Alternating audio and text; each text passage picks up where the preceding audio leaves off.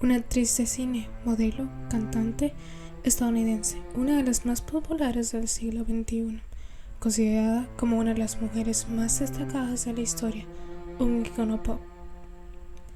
Hey chicos, ¿cómo están? Yo soy Ward y aquí estamos en un nuevo video para el canal. Esta vez se trata de una de las rubias de Hollywood más destacadas de la historia. Y así comenzamos con el misterioso caso de la rubia de Hollywood, Marilyn Monroe.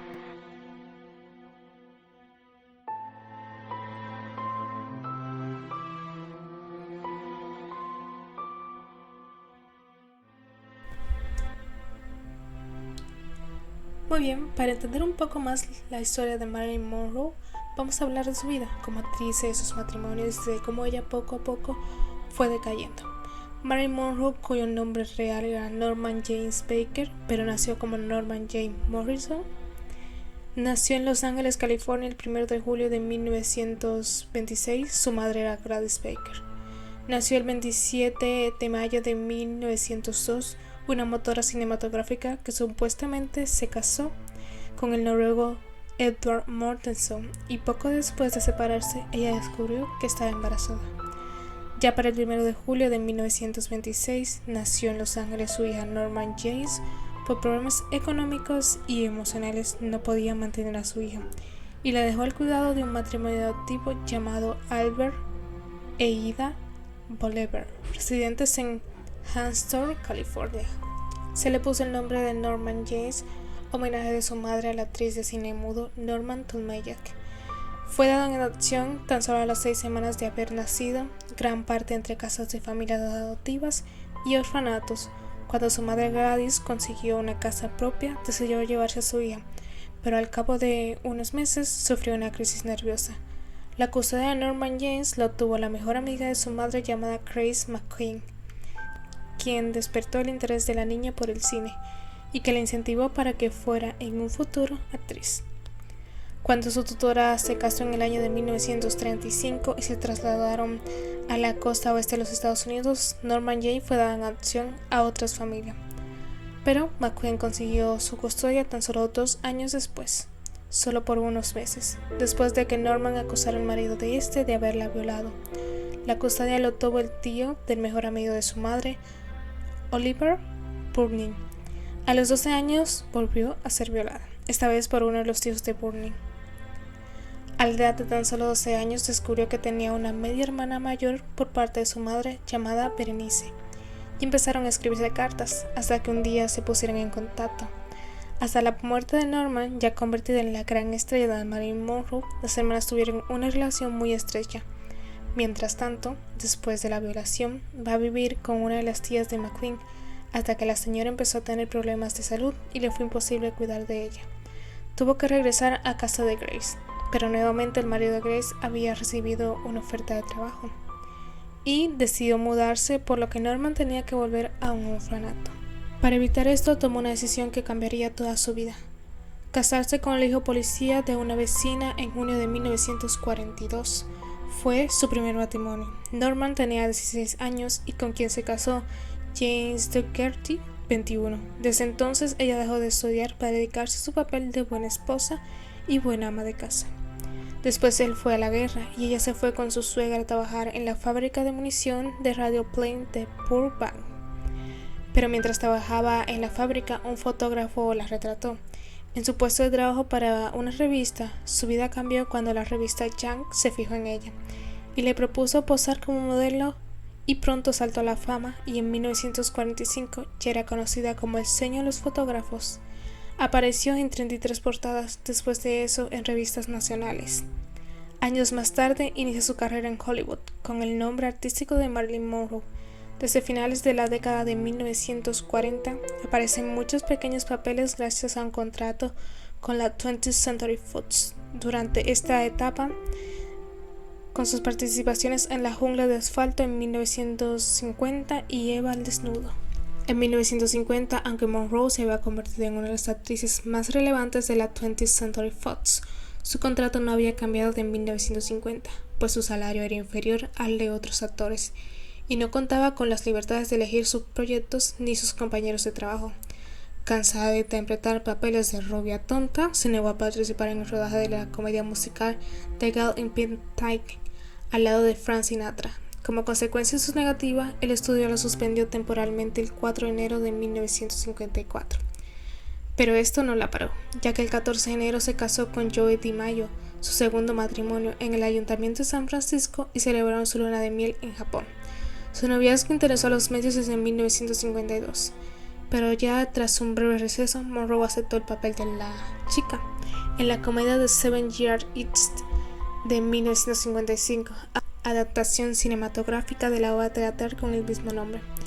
Pero esto disgustó a alguien, ya que el famoso escena del vestido levantado por el aire disgustó a Joe DiMaggio, ya que eso contribuyó a la crisis matrimonial entre Monroe y DiMaggio, disgustada principalmente por la famosa escena del vestido levantado y en general por la imagen provocativa que Marilyn proyectaba. La pareja se divorció meses después, pero el 29 de junio de 1956 se casó con Arthur Miller en una doble ceremonia civil y religiosa. Miller participaba en el judaísmo, por lo que Marilyn debió convertirse a dicha religión para poder casarse en una ceremonia religiosa de rito judío. La prensa accedió a la casa donde se celebró el evento, pero en una de las persecuciones en busca de fotografías murió accidentalmente una periodista que cubría el acontecimiento. El matrimonio se trasladó a Londres, donde Monroe rodó la primera película de Marilyn Monroe Production, El Príncipe y la Corista, 1957, dirigida por Laurence Olivier, quien fue coprotagonista. El rodaje resultó ser muy angustioso para la actriz, que estaba embarazada y sufrió un aborto espontáneo. Durante este periodo, debido a sus trastornos emocionales y anémicos, se volvió adicta al alcohol y a los barbiróticos. En 1959, Monroe participó en la película Some Like It Hot. Durante el rodaje, Monroe siempre llegaba tarde, constantemente pedía repetir las tomas y con mucha dificultad lograba memorizar sus líneas.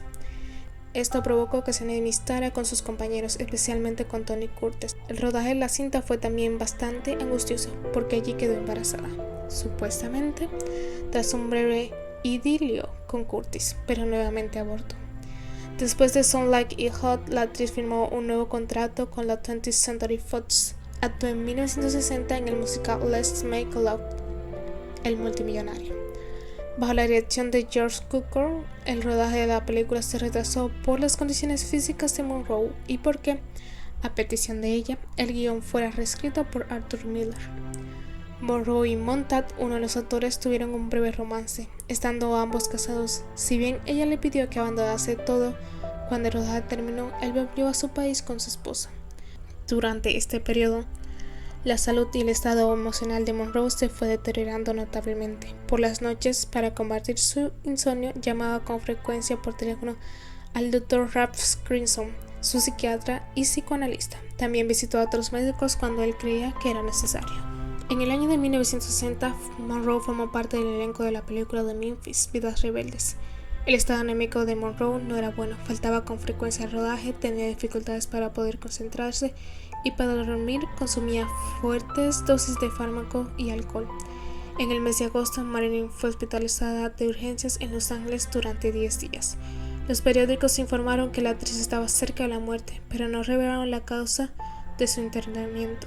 Durante los siguientes meses, la adicción de Monroe a los fármacos y al alcohol lo llevaron nuevamente al borde de la muerte. El 20 de enero de 1961 se divorcia de Miller.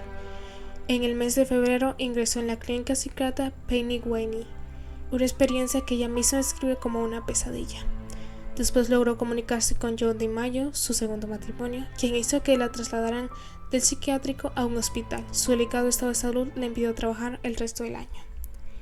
En 1962, Monroe regresó a la actuación y protagonizó junto a Dean Martin la película Something Got to Give. En el momento de comenzar el rodaje, la actriz estaba muy delicada de salud, con sinusitis, bronquitis, síntomas cada vez más marcados de inseguridad. Aquí viene algo raro, ya que el 19 de mayo del mismo año tuvo lugar en New York la gala de celebración del cumpleaños del entonces presidente estadounidense John F. Kennedy, en el que Monroe le cantó Happy Birthday Mr. President. Para acudir a esta gala, la actriz se ausentó durante 7 días del rodaje. A pesar de que el estudio le exigió que se quedara para cumplir con su trabajo, Los últimos meses de la actriz presentaban una serie de zonas oscuras que probablemente nunca lleguen a aclararse, como su relación con el entonces presidente de los Estados Unidos, John F. Kennedy, que parece probado que fue de naturaleza íntima, más tarde con el hermano de este, el senador Robert Kennedy, en los que algunos indicios pueden pensar que fue tan solo una amistad.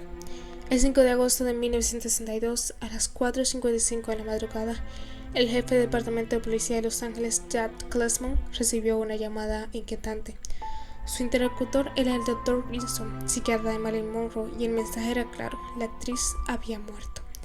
Klessman fue el primero en llegar al lugar y advirtió una serie de incongruencias en los testimonios de los dos médicos y el ama de llaves, que se mostraban muy nerviosos y se habían retrasado sospechosamente en avisar a las autoridades. La escena de la muerte parecía alterada, las sábanas estaban cambiadas y limpias y el cuerpo había sido movido. Klessman notó que, a esa hora, la señora Murray estaba lavando ropa, lo que le causó gran sorpresa. Las livideces del cadáver no coincidían con la postura antinatural de la que yacía el cuerpo. En principio tampoco había agua, ni jarra, ni vaso con que hubiera podido ingerir las pastillas, hecho que el oficial de la policía hizo notar a los médicos. Más tarde en la escena apareció muy oportunamente un vaso con la llegada de los otros policías y forenses. La autopsia reveló que había fallecido por una sobredosis de barbitúricos. El informe clasificó la causa de muerte como un probable suicidio, pero por falta de pruebas muchos creen que fue asesinada. Sus médicos Gleason y Engelberg le recetaban diversos barbitúricos que pudieron acumularse en su organismo hasta alcanzar niveles peligrosos para la vida. Se cree que Marilyn falleció bastantes horas antes de que se diera aviso a las autoridades y que su habitación había sido manipulada y organizada convenientemente antes de la llamada telefónica.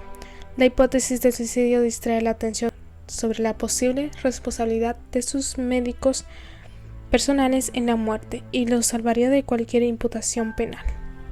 Y hasta aquí el caso de Marilyn Monroe. En el siguiente video voy a hablar más sobre las teorías en el caso, sobre John F. Kennedy, sobre Robert Kennedy que tienen que ver, sobre el ama de llaves y sus médicos.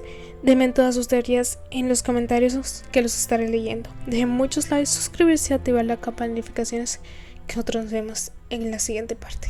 Adiós.